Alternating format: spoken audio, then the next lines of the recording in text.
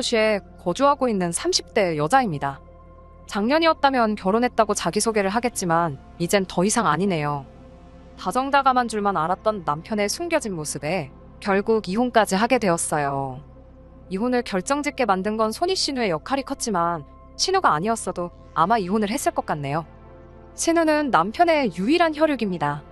어머니는 어릴 적에 집을 나가셨다고 들었고 아버지와는 연을 끊었다고 들었습니다. 아버지의 성격이 엄청 시원시원해서 동네에서 인기도 많았다고 하던데 술만 마시면 사람이 그렇게 돌변했다고 해요. 그냥 술주정 부리는 정도가 아니라 술 먹고 집에 들어왔을 때 뭐 하나만 눈에 거슬리면 집을 아주 난장판으로 만들고 그랬답니다. 손에 집히는 대로 던지고 때리고 부수고. 저 어릴 적에는 저희 아버지가 술 먹고 들어오는 게 참 좋았거든요. 빈손으로 오시는 법이 없고 저희들 먹으라고 맨날 치킨이며 족발 같은 야식거리 사들고 오셨던 기억이 있어서요. 저희 집은 그래도 화목한 편이었다 보니 그런 남편의 과거를 처음 알게 되었을 땐 어떻게 반응해야 할지 참 어려웠어요. 아무튼 그런 아버지의 주폭에 결국 어머니가 견디지 못하고 피부치인 신우랑 남편 두고 야반도주를 했다고 들었습니다. 얼마나 고생이었으면 자식들 버리고 도망갔겠냐 이해가 가면서도 아직 어린애들인데 아버지한테 시달릴 거 생각하면 애들도 데리고 가셨으면 좋았겠다 생각을 했어요. 물론 그 생각을 입 밖에 내지는 않았지요. 남편한테는 그게 평생 상처였을 테니 말이지요. 남편이 대학도 포기하고 졸업 후에 바로 직장을 가졌을 때 신우랑 같이 둘이 집을 나왔다고 합니다. 그 뒤로 아버지와는 완전히 연을 끊었고 처음에는 어떻게 연락처를 알아내서 연락이 왔었다는데 이젠 그마저도 없다네요. 어머니는 아예 집을 나간 순간부터 연락이 안 되었다고 하고요. 아무튼 젊은 나이에 둘이 집 나와서 엄청 고생한 거잖아요. 그렇다 보니 남편에게 유일한 혈육인 신우와 남편의 관계가 돈독할 수밖에 없는 건 당연했습니다. 보통은 그런 사이가 부담스러울 수 있었겠으나 그것 때문에 결혼을 하지 말아야겠다는 생각은 없었어요. 신우는 벌써 신우대로 결혼을 해서 두 아이 키우며 잘 살고 있었으니까요. 연애하고 얼마 지나지 않아서 남편이 자기 과거에 대해서 저에게 털어놓았었어요. 그게 저를 신뢰하게 해준 말이라 생각했고 세상에 여러 사람이 있고 다들 각자의 사연을 가지고 있는 거 아니겠어요? 아버지의 주사와 어머니의 부재가 따지고 보면 남편이 잘못한 것도 아닌데 그 과거를 가지고 남편을 색안경을 끼고 보지 않았습니다. 남편도 그런 저에게 조금이나마 감동을 했던 건지 그렇게 연애하던 사이에서 결혼까지 하게 되었지요. 그런데 제가 몰랐던 남편의 모습이 하나 있었네요. 연애하는 동안에는 남편이 술에 입 한 번 대지 않았습니다. 어디 놀러라도 가면 분위기 때문에라도 한두 잔씩은 마실 수도 있는 일 아니겠어요? 저도 주당은 아니지만 술은 어느 정도 즐기는 편이었거든요. 맛있는 음식에는 맛있는 술이 따라온다잖아요. 어디 괜찮은 거 먹으러 가면 취하지 않게 적당히 한두 잔 마시고 그랬어요. 하지만 남편은 정말 술이라고는 입에도 대지 않았어요. 저 혼자만 마시자니 좀 그래서 몇 번 권한 적도 있는데 한사코 거절하면서 정말 한 방울도 제 앞에서 마시는 모습 보인 적이 없던 사람입니다. 심지어 저희 부모님께 인사드리러 갔던 자리에서도 저희 아버지께서 권하는 술도 안 마셨던 사람이에요. 그렇다 보니 저는 저 나름대로 아버지랑 있던 과거 때문에 이 사람이 술을 안 마시는구나 하고 왜 안 마시냐 따져묻지도 않았네요. 술 안 마신다고 해서 나쁠 거 하나 없잖아요. 그런데 술을 입에 대지도 않는 사람이라 생각했던 남편이 알고 보니 술을 엄청 즐기는 사람이었습니다. 그냥 저랑만 안 마시는 거였어요. 결혼 후에 한 달도 채 지나지 않아서 회사에서 회식이 있었다며 코가 삐뚤어지게 마시고 비틀거리며 들어오는 남편을 봤을 땐 정말이지 멘붕이 와서 뭐라 말로 표현할 수도 없었네요. 이렇게 술을 좋아하는 사람이면 왜 여태껏 제 앞에서 술 한 잔 마시지 않았을까 싶다가 남편이 제 앞에선 억지로 그 좋아하는 술을 참고 있었다는 사실을 알게 되었네요. 제 말이라면 죽는 신용까지는 아니더라도 무조건 하는 척이라도 하는 사람이었는데 술 마시고 나니 목소리도 커지고 아예 통제불능이 되더라고요. 일부러 그러는 건지 양말도 뒤집어 벗어 던져버리고 안 씻는 건 물론이고 옷도 안 갈아입은 채로 바닥에 드러누워서는 고래고래 저한테 이거 해와라 저거 해와라 하는 겁니다. 물 떠다 주고 그런 거 어려운 부탁 아닌 거 아는데 이 사람이 저한테 이렇게 술을 좋아하는 걸 숨겼다는 게 무엇보다 충격적이었네요. 한편으로는 그래도 이 사람이 나름 술 마시고 그러면서 스트레스도 풀 줄 아는 사람이구나 이해해주자 싶었기도 했는데 또 한편으로는 걱정이 되기도 했어요. 막연하게 들던 그 걱정이 좋은 걱정은 아니었습니다. 남편이 저에게 말해줬던 과거 남편 아버지의 이야기 때문이에요. 부전자전이라고 해도 술버릇까지 담는 건 아니니까. 제가 너무 최악의 경우를 생각한 게 아닌가 싶기도 했지만 그래도 찜찜한 마음을 숨길 수는 없었습니다. 다음날 아침에 회식 때문에 좀 마셨다는 심심한 사과를 듣기는 했는데 처음이 어려웠던 거지 한번 시작을 하고 나니 술 마시고 집에 들어오는 횟수가 점점 잦아지기 시작했습니다. 적당히 마시는 법은 모르는 건지 항상 술 마시고 들어오는 날이면 두 다리로 용케 서 있구나 싶을 정도로 마시고 들어오더라고요. 스트레스 푼다고 술 좀 마실 수 있지 하고 좋게 좋게 넘어가려 했던 것도 이게 한 달에 두어 번씩 그러다 일주일에 한 번꼴로 그러다 심할 때는 이틀에 한 번꼴로 저렇게 술을 퍼마셔대니 좋은 이야기가 나올 수 없었습니다. 아침이면 술 깨서 미안하다 사과는 하지만 그때뿐이지 결국 며칠 지나고 나면 또 연락도 없이 술 마시고 들어오고를 반복하니 저도 짜증이 나더라고요. 술에만 취해서 들어온 사람한테 술 마시지 말라고 잔소리해봐야 뭐하냐 싶어 별말 안 하려 했는데 매일같이 연락도 없이 술 마시러 갔다가 늦게 오는 게 일상이 돼버리니 이대로 두면 안 되겠다 싶어서 한마디 할 수밖에 없었어요. 다른 말 하려던 것도 아니고 그냥 술 마시면 술 마시러 간다? 미리 연락이라도 주던가 하라고 한마디 했을 뿐인데 현은 술 때문에 꼬여가지고는 뭘 잘했다고 저한테 고래고래 소리를 치더라고요. 남자가 사회생활 잘하고 그러려면 술도 좀 마실 수 있는 거 모르냐고 하면서 잔소리 좀 하지 말라고 적반하장 나오는 겁니다. 순간 욱해서 저도 한마디 더 했어요. 사회생활은 뭔 니만 하냐고 맞벌이 하는 것도 모자라 내가 월급도 더 벌어오지 않느냐고요. 남편 벌이를 가지고 뭐라고 한마디 했더니 남편이 지금 말 다 했냐며 날 무시하는 거냐고 저를 어떻게 한 대 때릴 것처럼 주먹을 움켜쥐고 노려보더니 저를 휙 지나쳐서 방으로 들어가 버리는 겁니다. 혼자 화를 삭히고 더 커질 싸움을 피하기 위해 방에 들어간 거였다면 아마 지금도 꾸역꾸역 남편과 어떻게든 같이 살고 있을 거예요. 그런데 그게 아니라 방에 들어간 이유가 따로 있더군요. 방에 들어가서는 침대 위 이불이며 화장대 위에 올려져 있는 화장품이며 옷장 안에 옷까지 다 끄집어내더니 아주 난장판을 만들기 시작했습니다. 남편의 아버지를 본 적이 없지만 어머니까지 도망가게 만든 그 주사가 아마 그것과 똑같았을 거예요. 저도 방으로 따라 들어가서 지금 이게 뭐 하는 짓이냐고 그만하라고 한마디 했더니 남편이 네가 나에 대해서 뭘 안다고 그러냐며 내가 설마 그 돈 벌려고 이렇게 일을 하고 있겠냐고 소리를 치더라고요. 온 집안을 난장판으로 만드는데 저를 노려보는 눈빛부터가 평소랑 다른 것도 모자라 술까지 취해 있으니 괜히 제가 남편하고 맞불을 놓고 있어봤자 좋을 게 없겠다 싶었습니다. 그래서 결국 제가 자리를 피했어요. 더러워서 피한 것도 있지만 실제로 무슨 일이 일어날까 무서웠습니다. 밖에 나가서 찬바람을 쐬다 보니 남편이 했던 말이 생각이 나더라고요. 자기 월급에 대한 이야기 말입니다. 제가 애초에 남편의 벌이 가지고 아무 말도 안 했던 이유 중 하나가 바로 남편이 연애 중 저에게 털어놓았던 아픈 과거 이야기 때문입니다. 아버지랑은 절연을 했고 어머니는 생사조차 모른다고. 자기도 평범한 집에서 자랐으면 대학도 가고 더 좋은 회사도 취직했을 거라며 저에게 해줬던 그 과거 이야기가 남편에게는 말 못할 큰 상처라 생각했어요. 연애 중 결혼 이야기가 오가는 과정에서 남편 벌이가 저보다 적다는 걸 알게 되었을 때도 당황하지 않았고 그걸 가지고 따로 문제 삼은 적도 없었거든요. 그런데 남편이 자기가 그 돈 벌려고 그러겠냐는 그 말을 곰곰이 생각해보니 아무리 작은 회사라도 연차수가 그렇게 되는데 최저시급보다 조금 더 되는 월급을 받아오는 게 말이 안 된다는 생각이 들더군요.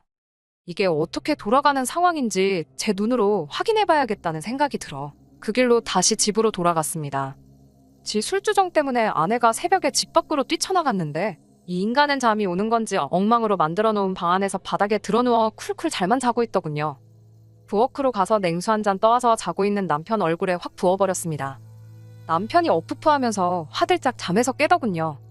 잠 깨면서 술도 같이 깬 건지 그래도 제가 나가기 직전에 주정 부리며 난리치던 모습은 온데간데 없고 어안이 벙벙해서 상황 파악을 하고 있더라고요. 그런 남편 앞에다 두고 제가 월급 계좌 좀 봐야겠다고 한마디 했습니다. 남편 얼굴에 당황한 기색이 역력했어요. 예상한 대로 못 보여준다고 핸드폰부터 품 안에 꽉 쥐고 놓지를 않더군요. 프라이버시 중요하긴 하지만 그건 부부간에 신뢰가 있을 때겠지요. 안 보여주겠다면 난리법석을 떠는 꼴을 보니 역시나 들키면 안 될 구린 게 있어서 저러는구나 확신이 생겼어요. 저도 호락호락 넘어가지 않았습니다. 안 보여주면 당장의 이혼이라고 내가 확인했을 때 정말 뒤가 구린 게 하나도 없다면 어떻게든 내가 마음이 풀릴 때까지 사과하고 술 먹고 들어오는 거 가지고도 아무 말 안 하겠다 강하게 나오니 결국 남편은 저를 이기지 못하고 핸드폰을 보여줬습니다. 역시나 계좌에 찍힌 입출금 내역을 보니 남편이 애초에 말한 월급보다 120만 원을 더 받고 있었네요. 액수를 정확히 알 수 있었던 건 정확하게 그 금액이 월급날 맞춰서 현금으로 인출이 되고 있었기 때문이에요. 남편한테 이게 뭔지 설명해 줄 수 있냐 물었습니다. 남편은 꿀먹은 벙어리가 돼서 아무 말도 못하고 그냥 한 번만 모르는 척 넘어가주면 안 되겠냐고 하더라고요. 자기 나름대로 비상금 만들고 싶어서 그랬던 거라고. 앞으로는 월급 나오면 저한테 다 입금부터 하고 용돈 타서 살겠다며 끝까지 말을 안 해주더군요. 제가 설마 120만 원 그거 더 받자고 이러고 있던 거겠어요? 남편이 싹싹 비는 거 쳐다보지도 않고 남편 거래 내역을 쭉쭉 살펴봤어요. 조금 아래로 내리다 보니 결국 남편이 신우한테 매달 50만 원씩 보내고 있던 정황을 발견해냈습니다. 저랑 결혼한 이후로는 계좌로 직접 보낸 게 아니라 현금 인출을 해서 잘은 모르겠는데 아마 결혼 전에는 50만 원씩 보내주다가 결혼 후에는 액수를 2배 넘게 올렸던 게 아닐까 싶어요. 아무튼 돈이 다른 곳이 아니라 신우한테 들어가고 있다는 상황을 알게 되었으니 더 길게 말할 것도 없더라고요. 당장 신우한테 전화해서 여기로 부르라 했습니다. 남편이 우물쭈물거리면서 무작정 미안하다고만 하고 그렇게만은 하지 말아달라고 그러더라고요. 직접 전화할 생각이 없는 것 같아 보여서 그럼 내가 신우 오라고 하겠다 하고 전화기를 들었습니다. 그랬더니 남편이 벌떡 일어나서는 저를 밀치며 핸드폰을 뺐더라고요. 그 과정에서 제가 바닥에 내동댕이 쳐졌습니다. 나 모르게 얼마나 구린 일을 벌이고 다니길래 저러나 싶어서 이미 이때부터 이혼밖에는 답이 없겠구나 하는 생각이 섰던 것 같아요. 이혼하고 끝내버려도 되는 일이지만 적어도 신우한테도 한마디 퍼부어줘야지 속이 풀리겠더라고요. 그래서 남편과 몸싸움까지 불사해가며 신우한테 전화를 걸어서 누구 하나 죽어나는 꼴 보기 싫으면 당장 여기로 튀어오라고 소리를 빽빽 질렀어요. 한 30분 정도 지나니 신우가 찾아왔습니다. 신우도 아마 오는 길 내내 생각이 많았을 거예요. 그리고 제가 난리칠 일이라면 동생 결혼하고 나서도 매달 따박따박 용돈이랍시고 받아낸 거 말고는 없겠다는 생각을 했나 봅니다. 집에 오자마자 2달만 기다려주면 동생한테 결혼하고 나서 여태 받아온 돈 그대로 만들어서 돌려주겠다고 저부터 진정을 시키려 들대요. 그깟 돈 몇 푼 돌려받자고 이 야밤에 불러냈겠냐고 돈 욕심에 동생 이혼당하는 꼴 두 눈으로 지켜보라고 부른 거라고 한마디 해줬지요. 신우도 저를 말리다 못해 성질이 났는지 그깟 50만 원 하나뿐인 가족인데 좀 줄 수도 있는 거 아니겠냐. 입장 바꿔 생각해보면 저도 그렇게 했을 거라 하는 겁니다. 그리고 남자가 사회생활 하면 비상금이 필요할 때도 있는 거 아니겠냐고. 괜히 이웃에 민폐 끼치지 말고 그만하자고 하더군요. 그래서 신우 불러낸다고 남편하고 몸싸움하면서 당장 멍이라도 들 것처럼 시퍼렇게 부어있는 제 팔을 보여주면서 돈뿐만 아니라 아내한테 손대는 사람을 남편이라고 데리고 살 생각 없다고 오늘 다 끝내버리겠다고 한마디 했습니다. 신우는 제 팔을 보고도 끝까지 동생 편을 들더군요. 그놈의 사회생활. 남자가 사회생활 하다 보면 술 먹고 들어올 수도 있고 스트레스가 극심하면 그럴 수도 있는 거 아니겠냐고 동생을 감싸더라고요. 아버지 주폭의 어머니는 야반도 좋아하고 자식들마저 그런 아버지를 견디지 못해 사회인이 되자마자 영 끊고 집 나온 사람들이 할 소리냐고 바로 되받아쳤습니다. 남편이 저한테 말 다 했냐고 또 저한테 성큼성큼 다가오길래 그 길로 저도 바로 신우 머리채를 잡아채고는 한마디 했습니다. 사회생활은 뭐 니들만 하는 줄 아냐고. 나도 사회생활 하고 있고 지금 스트레스 엄청 받아서 그러는 거니 말리지 말라 그러고 신우 머리채를 쥐고 뒤흔들었어요. 남편은 그 와중에도 신우 구하겠다고 저를 밀쳐내는데 저도 저지만 그럴 때마다 신우가 머리채가 뽑혀나갈 것 같은지 아프다고 소리 지르면서 그만 좀 하라고 남편을 말리더군요. 새벽 야심한 시간에 저도 잘한 거 하나 없는 거 알아요. 결국 이웃이 신고를 했는지 경찰이 오고 나서야 상황은 정리가 되게 되었습니다. 저도 많이 열받아 있는 상태긴 했는데 경찰분들도 상황 설명 듣더니 길게 말 안 하고 그냥 신우한테 남편 데리고 어디라도 가라고 하고 저는 야심한 밤인데 이웃들 생각해서 앞으로는 조심 좀 해달라고 주의받고 끝났네요. 그 길로 남편 짐부터 정리해서 다음날 신우네 집으로 전부 보내버렸어요. 신우도 결혼에 애까지 있는 집인데 그 새벽에 동생까지 들이닥치고 날이 밝자마자 짐까지 받으니 그걸 어떻게 집에 설명할 방법이 없었는지 계속 저한테 연락해서 50만 원씩 9개월치에 한 달치 더 보태서 500만 원 만들어줄 테니까 이제 그만 남편 용서해주고 둘이 알콩달콩 잘 살라는 소리만 하더라고요. 매달 120만 원씩 현금 인출이 됐는데 거기서도 끝까지 50만 원밖에 안 받은 것처럼 잡아떼는 걸 보니 기가 차더군요. 그 돈이 필요해서 그런 거 아니고 빠른 시일 내로 이혼 서류 만들어서 보낼 테니 시간 끌지 말고 동생 설득해서 도장이나 찍어 놓으라고 하고 말았습니다. 그리고 몇 달 전에 완전히 남편과는 법적으로도 쫑이 나게 되었네요. 이혼 과정에서 이래저래 스트레스가 많았는데 이제는 속이 다 후련합니다. 신우 말 맞다나 하나뿐인 혈육이나 마찬가지인데 누나한테 용돈하라고 돈 좀 보내주는 거 이해할 수 있어요.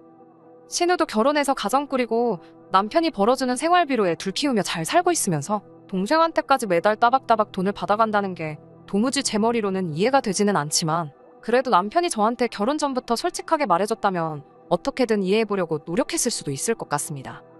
하지만 술은 다시 생각해볼 문제라고 생각해요. 일로 받는 스트레스, 당연히 술로 풀 수 있는 부분이지만 당장 술 때문에 어머니 도망가게 만든 아버지를 욕하고 결국엔 영까지 끄는 남편이었는데 당장 자기 자신도 그런 아버지와 다를 게 없다는 걸 알고는 있을까요? 반성하며 사는 것까진 바라지 않지만 이제 두 번 다시 제 인생에 나타나주지 않았으면 하는 바람입니다. 끝까지 들어주셔서 감사합니다. 오늘의 사연은 여기까지입니다.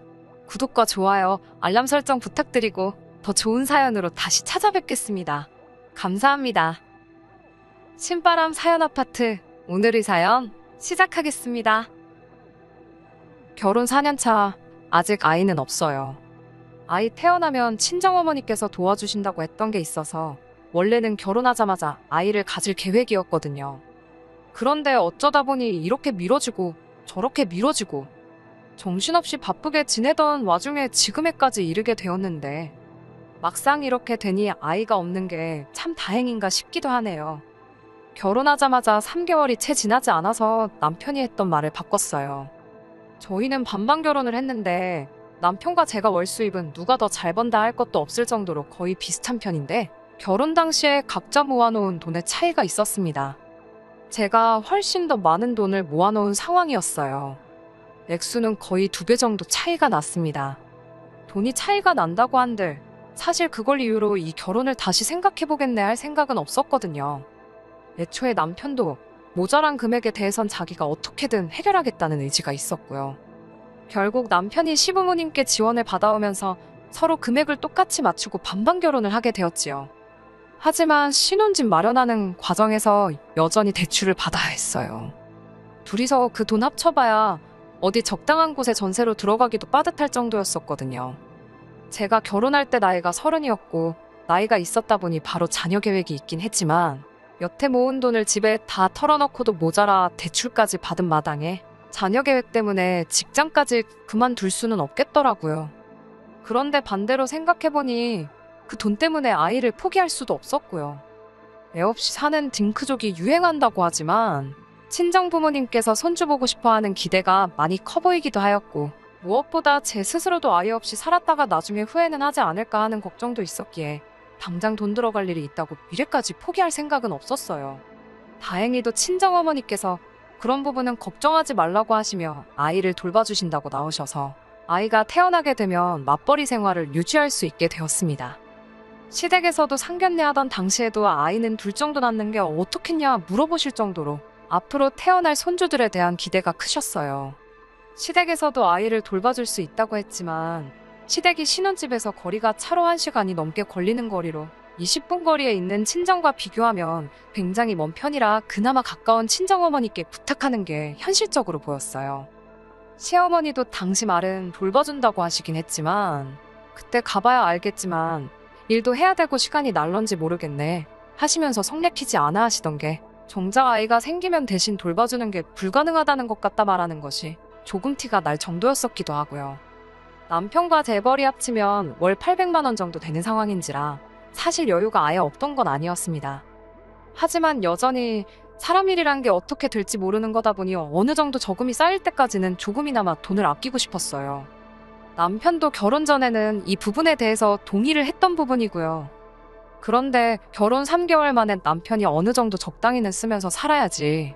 우리 벌이가 있는데 너무 돈만 쥐고 있는 것도 다른 사람들 보기에 안 좋다며 말을 바꾸더라고요. 적당히 쓰고 살자는 기준이 남편과 제가 각자 서로 다르기 때문에 누가 옳고 그른지를 따질 수는 없겠지만 저도 쓸 거 안 쓰고 먹고 싶은 거 참아가면서까지 허리띠 졸라매 아끼고 모으자는 주의는 아니었거든요. 말씀드렸다시피 맞벌이 생활에서 두 사람 벌이가 어느 정도 되던 편이다 보니 남들 하는 거 다 똑같이 따라해가며 사는 정도는 아니지만 그래도 흉내 정도는 내고 있다 생각했는데 남편 생각은 달랐나 봐요. 처음에는 제가 돈 아끼자는 말로 남편에게 눈치 아닌 눈치를 줬구나 싶어서 좀 더 쓰고 살고 싶다는 남편의 말에 알겠다고 긍정적으로 생각을 해보겠다 했습니다. 그리고 가계부를 이리저리 둘러보며 예산을 짜본 결과 한 달에 100만 원 정도는 더 쓰고 살아도 저희 인생 계획에 큰 차질이 없겠다는 생각이 들었고 남편에게도 그만큼 여유가 있다는 말을 전했지요. 그런데 남편이 더 쓰고 살고 싶다는 그 돈의 진짜 사용처가 어딘지 알게 되니 그렇게 할 수가 없겠더라고요. 남편이 돈을 더 쓰겠다고 하는 말이 우리 결혼 생활에 있어서 취미나 여가 생활 등 삶의 질을 올리기 위해 쓰자는 게 아니었고 이제 결혼도 했으니 효도를 좀 해야 하겠다며 시부모님께 생활비조로 돈을 드려야겠다는 말이었거든요. 100만 원씩은 드리고 싶다는 말에 그건 너무하지 않냐며 약간의 실랑이가 있었고 결국 타협 끝에 매달 50만 원씩을 각각 양가 부모님께 드리기로 했습니다. 사실 친정에까지 돈을 보낼 필요는 없었어요. 두 분이 이미 노후 준비가 다 끝나신 상태였거든요. 큰 돈은 아니지만 상가 건물 가지고 계신 거에서 매달 어느 정도 수입도 계속 발생하는 상황이었고요. 그렇지만 어쩔 수 없는 상황이었습니다. 애초에 제가 100만 원 정도의 여유가 있다고 말은 했지만 그 말이 꼭 한 달에 저희가 무조건 100만 원을 꽉꽉 채워서 지출을 하겠다는 말이 아니잖아요. 어차피 맞벌이를 하는지라 그 전에도 서로 쓰는 용돈이 없던 것도 아니었고 한 달에 쉬는 날이 많아봐야 열흘 정도인데 100만 원만큼 여유가 생겼다고 하더라도 안 쓰면 안 쓰는 대로 저금을 한다면 저희한테도 더 이득인 셈이잖아요. 그렇게 할 수도 있는 상황인데도 불구하고 남편은 100만 원 여유가 있다고 하지 않았냐며 그 전액을 몽땅 시댁에 보내주겠다고 우기기 시작했었거든요. 그러니 그럴 바에 차라리 너만 자식된 도리하냐 나도 하겠다 하고 친정에도 50씩을 보내기로 한 거였지요. 남편은 장인 장모님 노후 준비도 다 되어 있는 걸로 알고 있는데 뭐하러 보내냐는 식으로 이야기를 하긴 했지만 반반 결혼 한마당에 제가 그렇게 나오니 똑같이 하겠다는 걸 더는 반대하지는 못하더라고요. 아무튼 그렇게 해서 매달 100만 원씩의 추가적인 지출이 더 생기게 되었습니다. 그래서 저도 저 나름대로 자녀 계획은 딱 1년만 늦추자 혼자 생각했지요.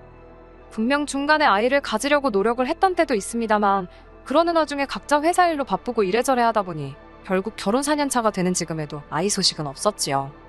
그리고 그게 지금에 와서는 참 다행이라는 생각이 듭니다. 얼마 전 일이었어요.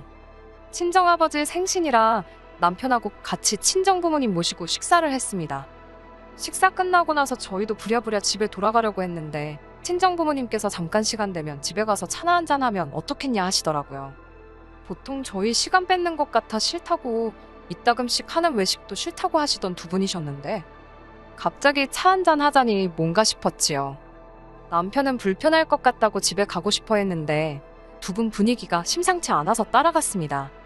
아니나 다를까 어차피 할 이야기인데 시간 붙들고 있을 필요나 있겠냐며 차의 뜨거운 기운이 식기도 전에 바로 본론부터 꺼내시는데 친정부모님이 방에서 통장하고 인감을 가져와 저희한테 건네주시더라고요. 통장을 열어보니 거기에는 3천만 원이라는 거액이 들어있었어요. 친정어머니께서 그걸 저희한테 건네주시며 저희가 매달 보내던 생활비 있잖아요. 일단 저희가 주겠다니 그동안 받고는 있었는데 당장 두 분이 쓸 일도 없고 그렇다 보니 그냥 건들지 않고 모아두고만 계셨다 하더라고요. 그렇게 돈이 쌓이고만 있다가 안 쓸 돈이긴 하지만 또 저렇게 묵혀둘 필요가 있나 싶어서 당신들 노후자금 같이 보태서 어디에 투자를 하셨다고 해요. 그리고 그게 수익이 많이 나서 안 그래도 필요 없던 돈이었는데 더 필요가 없어졌다며 여태껏 저희가 보냈던 돈을 조금 더 보태서 그 큰 목돈을 만들어서 저희한테 돌려주신 거였어요. 저희가 아직 대출이 남아있는 것도 알고 계시고 소식은 없지만 언젠가 태어날 손주 위에 써도 되고 알아서 요긴하게 잘 쓰면 좋겠다고 하시더라고요. 어차피 당신들이야 저희 결혼하기 전부터 노후 준비도 다 끝난 상황이었다 보니 거기에 더불어 이번에 노후자금까지 보태서 투자를 하셨던 터라 재미를 좀 보셨다고 그 돈 없어도 그만이라 하시더군요. 장인 장모님 불편해서 집에 일찍 가자던 남편은 내내 불편한 티 팍팍 내다가 통장에 찍힌 돈 보자마자 입이 귀에 걸려버려서는 싱글벙글 하고 있더군요. 그 꼴을 보니 솔직히 앞불싸 싶었습니다. 제가 친정에 50만 원씩 매달 보내게 된 경위에 대해서 전후 사정을 미리 말씀을 드릴 걸 싶더라고요. 안 그래도 시댁에만 100만 원씩 주겠다고 우기던 걸 제가 억지로 반으로 쪼개 양가에 똑같이 하기로 정했던 그 사실을 친정 부모님은 아예 모르고 계셨으니까요. 오히려 결혼하자마자 3개월 지나고부터 효도하겠다고 양가 부모님께 50씩 보내기로 결정한 남편을 높게 사셨던 것 같아요. 신혼이고 돈도 빠듯하고 하고 싶은 것도 갖고 싶은 것도 많을 텐데 여유자금 쪼개가며 부모님이며 장인장모 용돈 챙겨주는 사위가 세상에 또 어딨냐며 그 마음 씀씀이에 감동을 하셨다고. 그래서 그 돈을 불려서 저희한테 돌려주기로 결심을 하셨다 하시더라고요. 그래서 통장 돌려주실 때 저한테만 쓱 주셔도 되는 걸 굳이 남편도 같이 자리에 불러놓고 돌려주신 거였고요. 그거야 뭐 이미 엎질러진 물인데 어쩌겠어요. 그 돈 받고 집에 오는 길 내내 남편이 기분이 째지는지 계속 신이 나서 실실거리고 있더라고요. 집에 와서 한참을 고민했네요. 갑자기 생긴 목돈에 저도 솔직히 기뻤던 건 사실이었습니다. 그 돈을 어떻게 쓰면 좋을까 한참 고민하다가 그 돈으로 일단 대출을 일부 상환을 하고 그리고 1,000만 원 정도 들여서 친정부모님 크루즈 여행이라도 보내드릴까 싶더라고요. 따지고 보면 1,000만 원이 엄청 큰 금액이긴 하지만 두 분이 돈을 받은 그대로 주신 게 아니고 불려서 주셨다 보니 크루즈 여행 보내드려도 저희가 여태껏 보냈던 돈과 큰 차이가 없었기도 해서 저도 욕심부리지 말고 친정부모님 위해 쓰자는 생각을 했습니다. 두 분이 어디 여행 다니고 이런 거 엄청 좋아하시는데 요 몇 년간 코로나도 있었고 체력적으로 관광여행 다녀오시는 게 이제 힘이 붙이시다 하셔서 크루즈 여행이 딱 좋겠다는 생각을 했어요. 그런데 남편이 그게 무슨 이기적이고 말도 안 되는 소리냐고 따지고 들더군요. 장인 장모님이 그 돈 필요 없다고 돌려주신 거 아니냐고. 그런데 굳이 그 돈을 써서 여행을 보내줄 필요가 뭐가 있냐고 따지고 들더라고요. 애초에 두 분이 여행을 다니실 거였으면 그 돈을 우리 돌려주셨겠냐며 요긴하게 쓰라고 돌려주신 걸 왜 너네 처가에만 다 써버리려고 하냐면서 저한테 이기적이라고 따지고 드는 거예요. 그러면서 한다는 소리가 그 돈을 시부모님한테 드리는 게 맞다고 우기기 시작하더군요. 애초에 그만큼의 돈이 친정에 가게 된 경위가 제 억지 때문 아니었냐고 하는 거예요. 처음부터 장인 장모님은 그 돈이 필요가 없던 거 아니었냐며 양가에 50씩 주는 게 아니라 애초에 시댁에 100을 줄 수 있었던 거라고. 괜히 저 때문에 너네 집에도 주고 우리 집에도 주고 하느라 그런 거지 따지고 보면 전부 시댁에 들어갔을 돈이었다고 하는 겁니다. 길 잃고 방황하던 돈 원래 주인 찾아가는 거라고. 그러니까 저보고 억울해할 필요가 없다는 소리를 하는 겁니다. 그럴싸한 이유를 가져다 붙이고 있지만 애초에 말도 안 되는 소리였지요. 내가 설마 억울해서 그러겠냐고. 원래도 그 돈에서 땡전 한 푼 시댁에 쓸 생각 없었는데 당신 말을 들어보니 더더욱이 그렇게 할 이유가 없겠다고 그놈의 거지근성 도둑놈 신부 좀 그만 부리라고 딱 잘라 거절을 했습니다.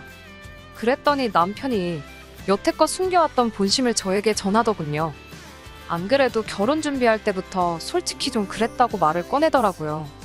애초에 우리 결혼 준비하던 당시부터 장인장모 노후 준비가 다 끝났던 상황 아니었느냐며 결혼 비용을 가지고 걸고 넘어지더라고요.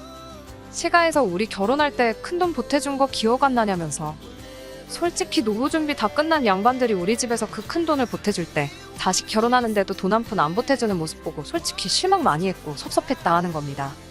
시부모님이 그 큰 돈 만든다고 친척들 심지어 동생들한테도 아쉬운 소리 해가며 여기저기 끌어모아 만들어준 돈이었다고. 그리고 지금도 그 돈을 다 못 갚아서 동생인 이모와 삼촌들한테 싫은 소리 듣고 눈치 보고 장인 장모는 다 은퇴한 상황에 놀고 먹고 있는데 그에 반해 아직도 일하고 계신 자기 부모님을 보면 지 마음이 얼마나 찢어지는지는 알고나 있느냐며 큰 소리를 치더군요.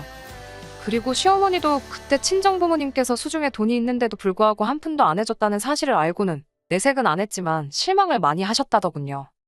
그런데도 저한테 잔소리 싫은 소리 한 번 안 하고 시집살이 한 번 안 시킨 두 분이 무슨 위인의 성인이나 마찬가지라는 겁니다.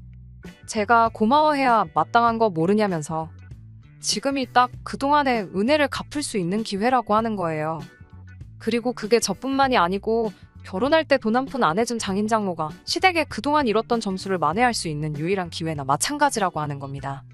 그 돈을 시부모님한테 주기만 하면 되는 쉬운 일인데 고민이나 할 게 있냐고 하는데 입에 모터라도 달아놓은 것 마냥 떠벌거려서 다 듣기는 했는데 어이가 없어서 말도 안 나오더라고요. 세상에 언제부터 친정이 시가에 잘 보이고 점수를 따야 하는 그런 곳이 된 건가요? 아니, 애초에 반반 결혼하자고 해놓고 자기가 모아놓은 돈이 제가 모은 돈에 비해 한참 모자라니. 그 돈 맞춰오겠다고 다른 사람도 아니고 지 부모한테 손 벌린 걸 가지고 저렇게 생색을 내고 유세를 부릴 줄은 상상도 못했어요. 그리고 그 돈도 제가 받아오라고 한 것도 아니고 지가 괜히 찔리니 부모한테 손 벌려 마련해온 돈을 두고 말입니다. 결과적으로는 지랑 저랑 똑같은 돈 해오고 반반 결혼한 건데 그 과정에서 친정 부모님이 돈을 한 푼도 안 해주시던 말던 똑같은 돈 들고 반반 결혼했다는 사실은 달라지는 게 없잖아요. 그걸 가지고 실망이니 뭐니 하는 꼬라지를 보니 어이가 없었습니다. 애초에 그 돈에서 커피 믹스 한 봉지도 시댁에 쓸 생각이 없었는데 우리 부모님이 너네 부모님한테 점수를 따야 하는 그까짓 게 이유라면 더더욱이 그렇게 할 이유가 없다고 꿍깨라고 했습니다. 자꾸 그렇게 나오면 이 상황을 친정부모님한테 낱낱이 전하고 이 돈도 그냥 다시 전부 돌려드려서 차라리 어디 진짜 도움의 손길이 필요한 사람들한테 기부를 하라고 하겠다 했습니다. 그랬더니 남편이 그걸 누구 맘대로 돌려주고 기부를 하고 왜 그런 중요한 걸 네 마음대로 정하냐면서 개거품을 물기 시작하더라고요. 반반 결혼 이야기 끄집어내면서 저보고 말 잘했다고. 반반 결혼했으니 그 돈을 똑같이 절반을 나누는 게 좋겠다고 태세를 전환하더라고요. 전부 다 시부모님한테 드리려니 그건 가망이 없는 것 같고 절반이라도 뜯어내서 그거라도 드려야겠다 정했나 봐요. 그러니까 그 반반이라는 게 애초에 양가에 똑같이 드린 돈이지 않냐고. 우리 수중에 다시 들어왔다고 해서 그 돈을 다시 나눠야 할 이유는 없는 거 알고 있지 않냐고 제발 억지 좀 그만 부리라고 했어요. 애초에 제가 그 돈을 가지고 시댁을 차별하자고 그러는 게 아니라고. 우리 대출 갚으면 그만큼 이자도 줄어들고 원금도 줄어들고 우리한테 좋은 거 모르냐고. 대출로 나가는 부담이 적어지면 그만큼 나중에 충분히 부모님께 잘 해드릴 수 있는 거 아니겠냐. 돌려받은 돈으로는 대출 갚고 더 주신 만큼은 다시 돌려드리려는 거다 설명을 해줬습니다. 돈으로 돌려드리면 안 받으실 게 뻔하니 여행이라도 보내드리려는 건데 그만 억지 부리면 안 되겠냐고 제가 사정사정을 했어요. 남편은 끝까지 우겨댔고요. 자기 말이 앞뒤가 안 맞는 건 자기도 알고 있는 것 같은데 목소리 큰 놈이 이긴다고. 그냥 배 깔고 드러누워서 어깃장만 부리고 있더라고요. 그렇게 돈이 많으면 우리 고생 좀 덜하게 결혼할 때부터 돈 좀 해줬으면 어디가 덧나니 어쩌느니 하는데 반반 결혼하기로 한 건데 친정에서 돈을 해줬으면 그만큼 시부모님이 모자란 돈 구해온다고 더 고생을 하지 않았겠느냐. 지금도 친척분들한테 빌린 돈 갚는데 허리가 휘신다 하지 않았느냐. 거기에 돈을 더 빌렸으면 감당이나 됐겠냐고 설명을 하는데 저도 점점 지치기 시작하더라고요. 애초에 내가 왜 이딴 걸 설명을 해줘야 하고 남편을 이해시키고 설득을 해야 하는지 싶었어요. 애초에 친정하고 시댁 차별하는 게 제가 아니라 처음부터 남편이었는데 말이에요. 그러는 와중에 남편이 먼저 말을 꺼내더군요. 너가 돈 가지고 이렇게 치사하게 구는 사람일 줄 알았으면 결혼도 안 했을 거라고요. 자식이 부모한테 효도하는 게 당연한 건데 그걸 못하게 하느냐며 이제부터는 그냥 서로 돈 관리도 각자 하자는 겁니다. 생활비 똑같이 주면 되는 거 아니냐고 자기가 버는 돈으로는 이제 자기 부모를 챙겨야겠다 폭탄 선언을 하더라고요. 지금 그 말이 무슨 뜻으로 하는 말인지나 알고나 있냐고 하니 내가 벌어온 내 돈 내가 쓰겠다는데 네가 뭔 상관이냐 하면서 큰 소리를 뻥뻥 치더라고요. 그리고 결혼한 지 벌써 4년이나 되었지만 이게 시작이면 시작이지 절대 끝은 아니구나 하는 생각이 마구마구 들기 시작했습니다. 이런 다툼을 하게 되더라도 앞으로 몇십 년은 더 하겠다는 생각을 하니 엄두도 나질 않고 남편한테 지금 당신이 한 말이 무슨 뜻인지는 아냐고 남편을 떠봤어요. 어차피 지금 아이도 없는 마당에 각자 생활비만 절반씩 내고 미래 대비도 하지 않고 알아서 그 돈을 쓰겠다는 그 말은 한 집에 사는 남으로 지내도 상관없다는 소리처럼 들린다고 했더니 남편이 목소리가 더 커지더군요. 지금 이혼하자고 협박하는 거냐면서 누가 못할 줄 아냐며 어디 한번 그렇게 해보자는 겁니다. 같이 살기 싫다는데 제가 그런 남편 붙잡아서 뭐하나 싶더라고요. 그래서 알겠다고 그럼 이혼하자고 했어요. 어차피 반반 결혼했고 복잡하게 계산할 것도 없다고 정확히 절반 갈라서 내가 나가겠다 했습니다. 친정부모님이 돌려준 3천은 애초에 친정부모님 통장에 들어있는 상황이니 나눌 필요 없는 거 알고 있지? 하고 그건 계산하지 말라고 했어요. 목소리 드높이며 이혼 부르짖던 남편이 제가 너무 손쉽게 이혼하자고 대답하니 당황했나 보더라고요. 여태 큰 소리 치던 기세는 어디 가고 말이 한마디도 없어지더니 쩔쩔매면서 자기가 홧김에 그렇게 말한 거라고, 이혼하자는 게 아니고 양가에 똑같이 효도하고 싶어서 그러는 거라 하더라고요. 저도 이혼을 결정하는데 감정적인 부분이 있어 남편이 제대로 사과만 해왔다면 받아줬을 텐데, 또 거기서 양가에 똑같이 효도하려고 그랬다고 모든 걸 제 탓으로 돌리는 모습에 마음 돌리면 안 되겠다 싶어 굳게 다짐하게 되었습니다. 그리고 결국 이혼을 결정하게 되었네요. 어쩌다 보니 미뤄진 자녀 계획이 이렇게 다행이라고 느껴지긴 또 처음이었어요. 현재는 친정부모님 집에서 지내고 있습니다. 남편이랑 이혼이 완전히 정리되면 그 돈 가지고 곧바로 나가 독립할 생각이에요. 다른 건 몰라도 저한테 갈라줄 돈 절반 마련하려면 남편이 고생 좀 해야 할 겁니다. 요즘 같은 상황에 집이 바로 나갈 일도 만무하고 집값이 거의 오르지 않은 상황인데 집 주변으로 호재가 여러 개 생기기 시작해서 그 집 포기하기도 쉽지 않을 거예요. 혼자서 외벌이로 남은 대출 갚고 그러려면 그 사랑하는 부모님께 드리던 용돈도 이제 못 드리게 될 텐데, 효자가 효자 노릇 못하게 되었으니 얼마나 안타깝겠어요. 친정부모님께서는 당신들이 괜히 그 돈을 돌려주는 바람에 딸 자식이 이혼하게 되었다며 속상해하셨고, 혹자는 3천만 원 때문에 이혼을 했다 생각하실 분들도 계실 거예요. 하지만 저는 여전히 제 결정에 후회가 하나도 남지 않습니다. 애초에 처가가 시댁에 점수 따야 한다고 우기는 남편, 머릿속에 자기 부모님한테만 한 푼이라도 더 이득 보게 해주기 위해 혈안인 남보다도 못한 사람을 남편이라고 데리고 사는 것보다 차라리 평생 혼자 지내는 게 더 낫겠다는 생각이 드네요. 결혼 생활 4년이나 했는데 그 꼴을 앞으로 못해도 몇십 년은 더 보면서 사느니 그냥 이렇게 사는 게 저한테 더 나은 결정이라는 생각에는 변함이 없네요. 끝까지 들어주셔서 감사합니다. 오늘의 사연은 여기까지입니다. 구독과 좋아요, 알람 설정 부탁드리고 더 좋은 사연으로 다시 찾아뵙겠습니다. 감사합니다. 신바람 사연 아파트, 오늘의 사연 시작하겠습니다. 안녕하세요. 올해 34살, 결혼한 지는 올해로 5년 차를 맞는 여자입니다. 아직 맞벌이를 하고 있고요. 원래는 결혼하고 1년만 지나서 곧바로 이세 계획을 가질 생각이었는데 안타깝게도 그게 생각처럼 잘 되지는 않았습니다. 결국 병원까지 가서 검사를 받아봤는데 저나 남편이나 둘 중에 한 명이 문제가 있는 건 아니었어요. 그렇다고 두 사람 다 문제가 있는 건 더더욱 아니었고요. 별다른 원인 없이 잘 안 되는 상황인데 나중에 가서 시험관까지 도전해봤다가 그 과정이 너무 힘들고 그래서 무리하지 않고 그냥 마음 편히 갖고 살기로 했어요. 저희가 앞으로 몇 살이 되던 간에 자연스럽게 아이가 찾아오면 그렇게 엄마 아빠가 되는 거고, 그게 아니라면 그냥 이대로 둘이서 즐겁게 딩크로 살기로 결정했습니다. 그래서 저도 여지껏 경제활동을 이어가게 되었네요. 본의 아니게 시작한 딩크 생활이다 보니 솔직하게 말해서 아쉬운 점이 많아요. 어디 남편이랑 데이트라도 하러 나갔다가 아이랑 함께 외출 나온 다른 부부라도 마주치게 된다면 안타깝고 한편으로는 부럽기도 했습니다. 아이가 하루가 다르게 커가는 모습 보면 그게 얼마나 행복할지 혼자서 속으로 상상한 적도 많아요.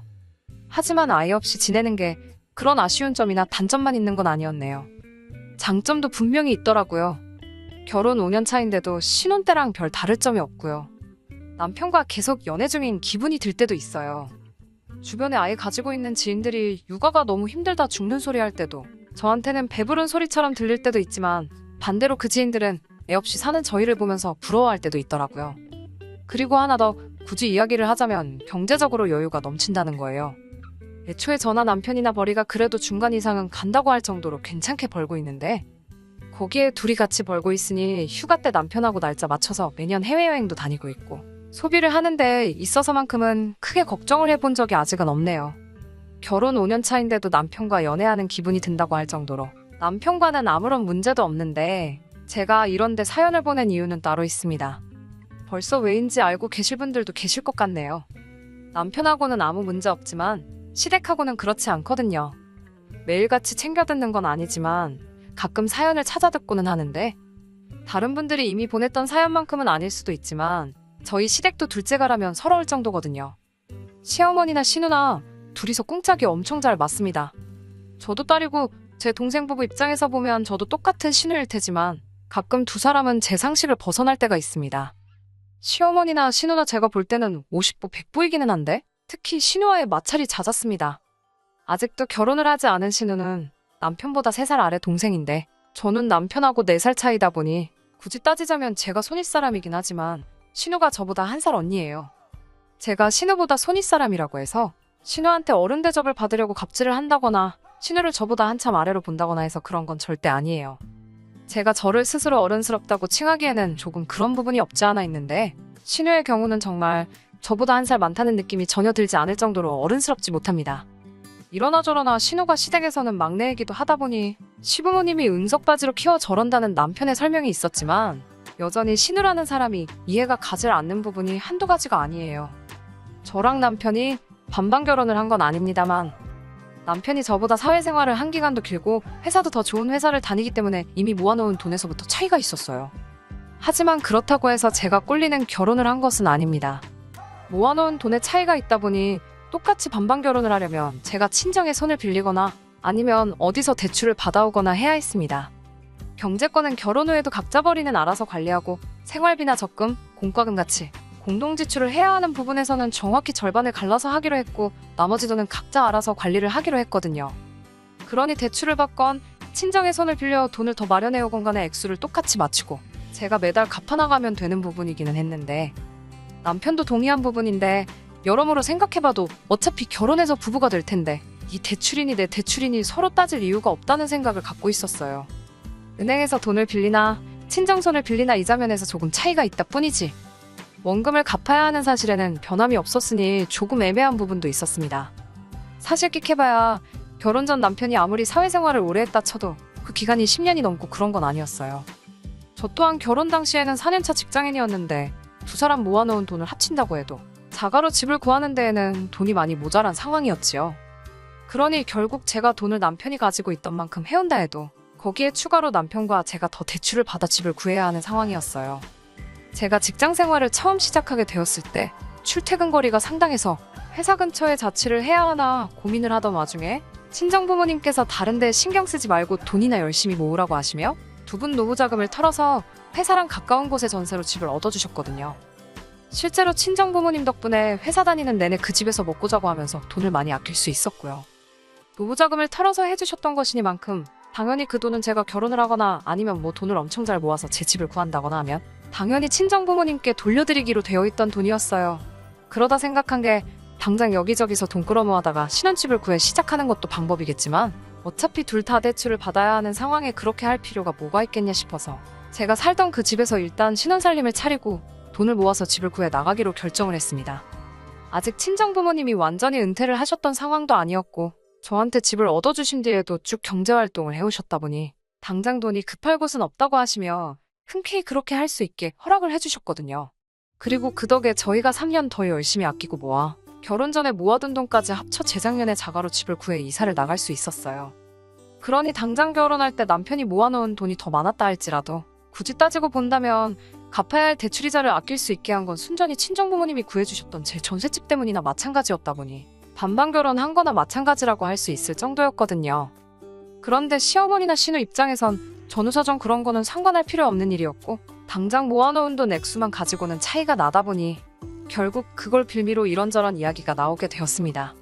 그래서 결혼할 당시에 시어머니가 당장 우리 아들이 돈을 더 해간다며 2천만 원 정도 되는 예단 및 현금을 요구해 오셨는데 그 부분은 남편이 중간 역할을 잘해준 덕분에 어찌어찌 잘 넘어가게 되었습니다.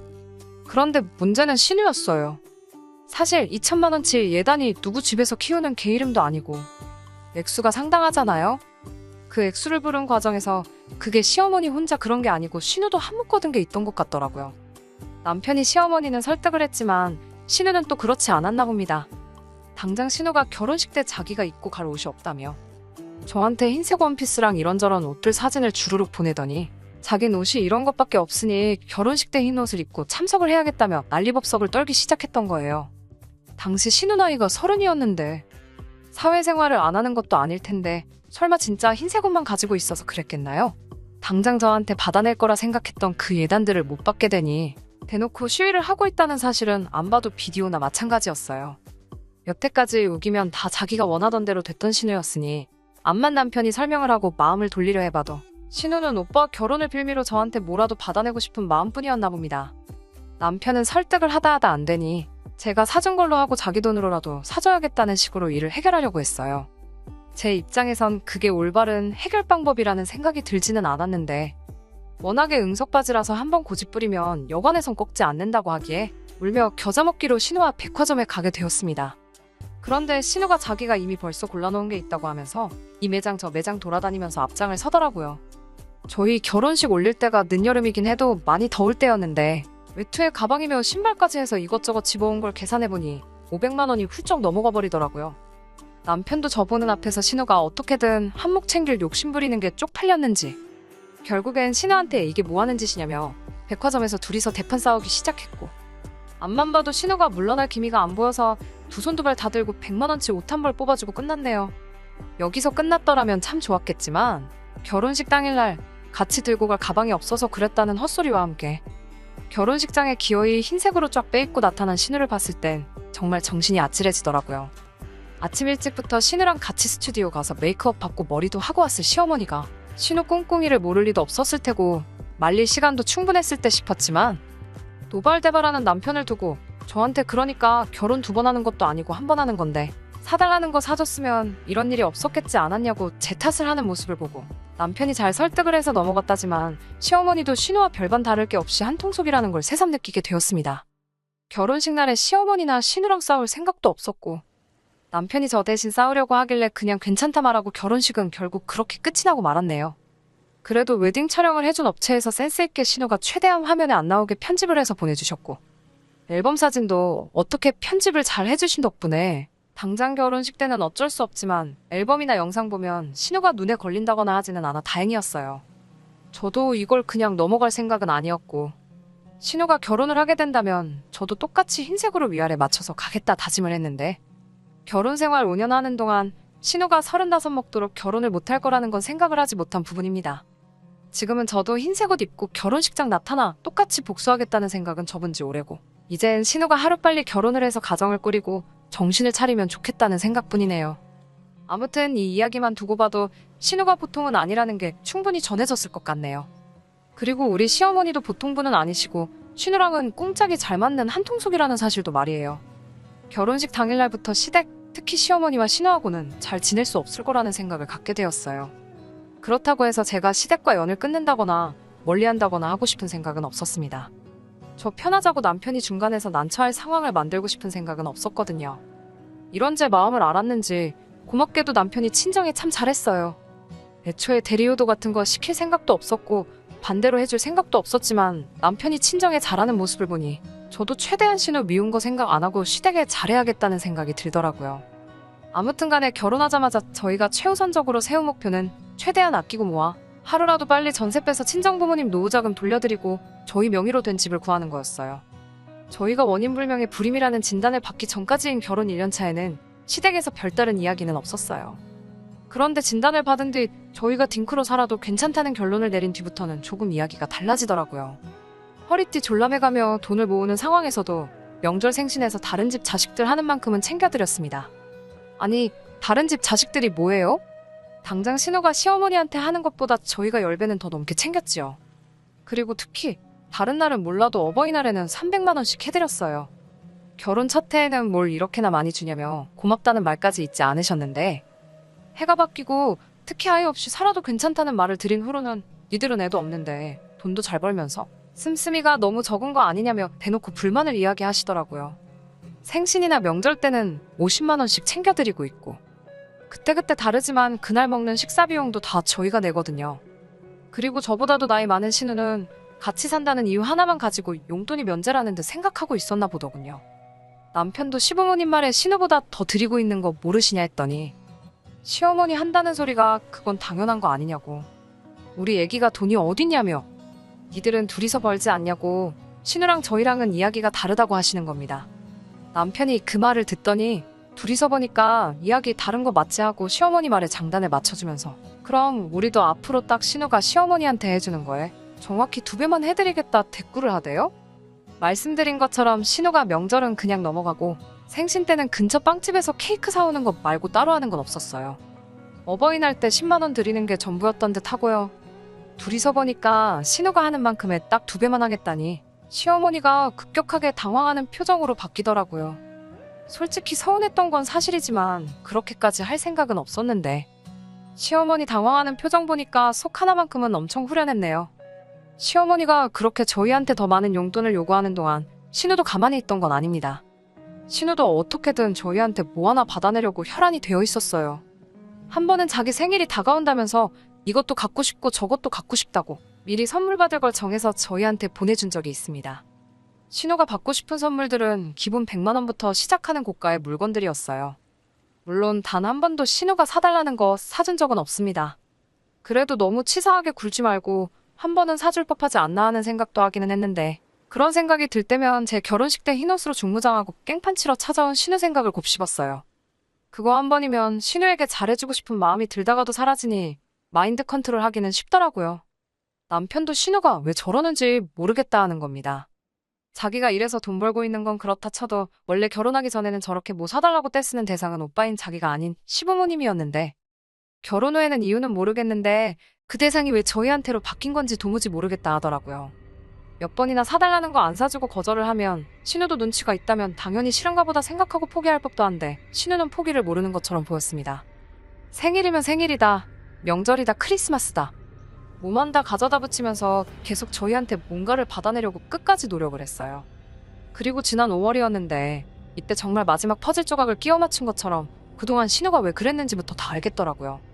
지금 생각해도 실수가 삐져나올 정도로 여태껏 신우가 부렸던 억지 중에 가장 최고봉이라고 봐도 될 정도의 억지였네요. 시어머니가 보자고 하셔서 시댁에 찾아갔어요. 주말이었으니 신우도 집에 있었고요. 시어머니는 딱히 이유도 없이 저희를 오라고 하셨던 거였고 진짜 용무는 신우가 저희한테 있어 보였습니다. 별 쓸데없는 이야기들로 대화의 물꼬를 틀더니 또다시 결혼식 날 사주지 않아 갖지 못하게 된 그 가방 사진을 들이밀며 저희가 또 지한테 선물을 해달라 하더라고요. 이렇게 신우가 땡깡을 부리는 게 거의 두어 달에 한 번꼴로 있는 일이다 보니 남편도 이젠 신우가 저러는 걸 즐기는 건지 이번엔 또 무슨 이유로 뭘 사달라고 하는 거냐 물어보더라고요. 말씀드렸잖아요. 생일이다. 남자친구랑 헤어진 지 2년째 되는 날이다. 별 같자는 이유 가져다 붙여서 자기가 선물을 받아 마땅한 날이라고 하고 다녔다는 걸요.